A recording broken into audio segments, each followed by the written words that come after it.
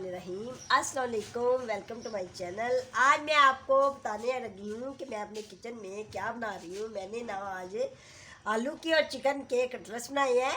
आज क्योंकि 23 मार्च है और हॉलीडे है तो हमारे घर ना मेहमान आ रहे थे, तो मैंने सोचा कि मैं आपके साथ ये शेयर ज़रूर करूँ। वैसे तो मैंने बना लिए हैं, क्योंकि जब मेहमान आने होते हैं फिर मैं वीडियो नहीं बनाती, क्योंकि ये होता है कि और भी बहुत सारी डिशेस बनानी होती हैं और फिर जल्दी जल्दी में मैं वीडियो तब बनाती हूँ जब मैं अकेली घर में होती हूँ या मुझे कोई इतना ना नहीं होता, किसी ने आना नहीं होता।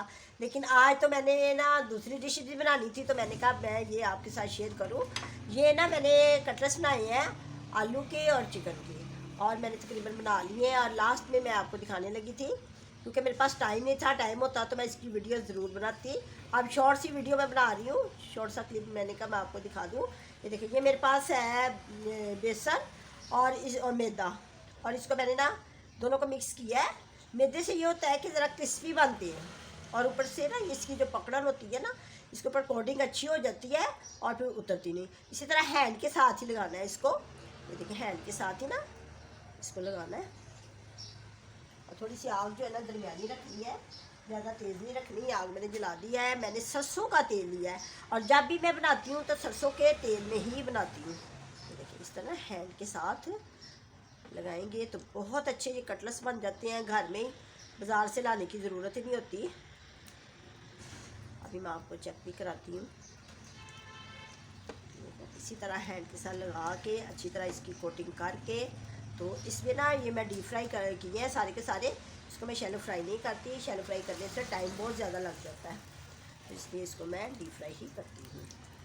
ये ना दो डालते हैं या एक एक डालते हैं, इसमें ज़्यादा नहीं डालते। ज़्यादा डालेंगे तो ये ना फिर आपस में ना जुड़ जाती हैं और निकलते जल्दी हैं। इसी तरह इधर से भी इसी तरह लगाना है इसको, बहुत आसानी के साथ बन जाते हैं। इस तरह हैंड के साथ कोटिंग करके अच्छे तरीके से चारों तरफ लगाना है इसको। देखिए, लग गया ना। अब इसको भी मैं इधर डाल दूँगी। ठीक है, अब मैंने सारे बना तो लिए हैं, बस ये दो ही लास्ट में रह गए थे, तो मैंने कहा मैं आपको दिखा दूँ।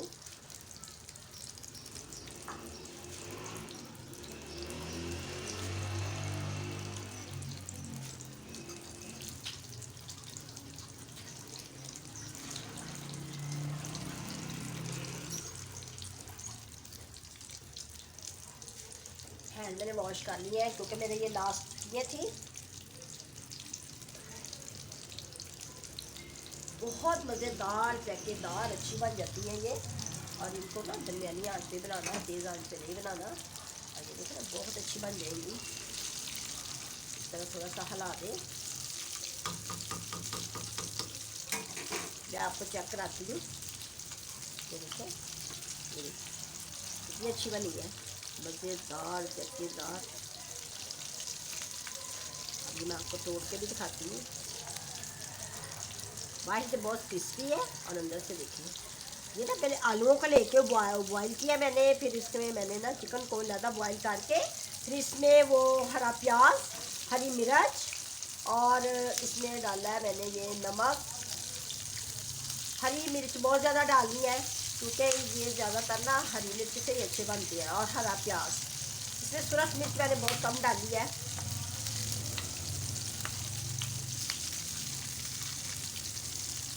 ये ना लास्ट में है, तो लास्ट में आके जो ऑयल होता है ना, वो भी थोड़ा सा ना कम हो जाता है। और मैं जब भी ये कटलेट्स बनाती हूँ, इसको ज़्यादा सरसों के तेल में ही बनाती हूँ।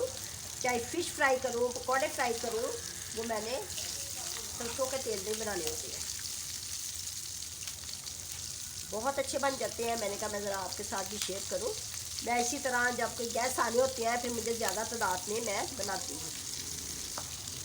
लास्ट में ये जो तेल रह जाता है, इसको भून लेते हैं, या इसमें थोड़ा सा लहसुन के जुआ एक डाल देते हैं, लहसुन की गुठली डाल के, तो फिर ये साफ़ हो जाता है।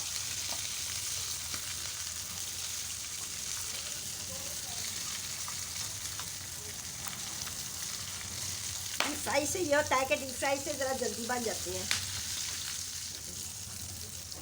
मैं चूल्हा बंद कर देती हूँ, क्योंकि मेरे ना कटलेट्स ख़त्म हो गए हैं, फिनिश हो गए हैं। चेक करें कितने अच्छे बने हैं,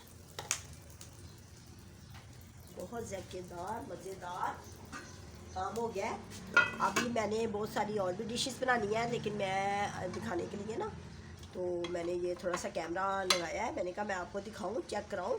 और बहुत ही टेस्टी, खाने में भी मज़ेदार है, वंडरफुल।